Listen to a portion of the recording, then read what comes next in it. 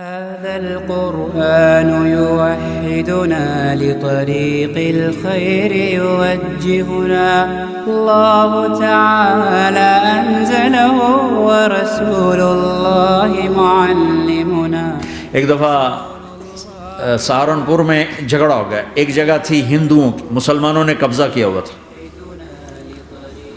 تو ہندوؤں نے کیس کر دیا. انگریز کا زمانہ تھا، عدالت. وہ مسجد بنانا چاہتے تھے، ہندو مندر بنانا چاہتے تھے، تو دونوں طرف بات تپی ہوئی. تو آخر وہ جج نے کہا بھائی کوئی ایسا آدمی ہے، ہندوؤں سے کہا، جو گواہی دے دے تو اس کی گواہی تم قبول کر لو گے؟ اور مسلمانوں سے بھی پوچھا تو ہندوؤں نے کہا جی ہاں، مفتی مظفر حسین صاحب اگر گواہی دے دیں کہ زمین مسلمانوں کی ہے تو ہم دے دیں گے.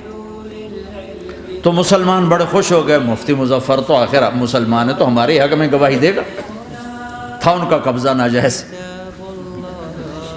تو جب وہ عدالت میں تشریف لائے، مسلمان بڑے اطمینان کا ہوں جناب ساڈے حق کے فیصلہ ہونا، چونکہ آج کل صرف سچ کو کون دیکھتا ہے.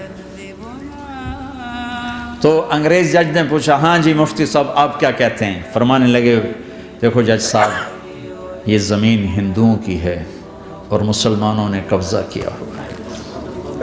تو مسلمانوں نے گالیاں نکالنی شروع، وہ یہودیوں والا بن گیا نا، گالیاں نکالنی شروع کر دی. تو انگریز جج نے کہا آج مسلمان ہار گئے اور اسلام جیت گیا. آج مسلمان ہار گئے اور اسلام جیت گیا. اپنی ہار مان کے اسلام کو جتا تھا، سچ بول کے اسلام کو جتا تھا.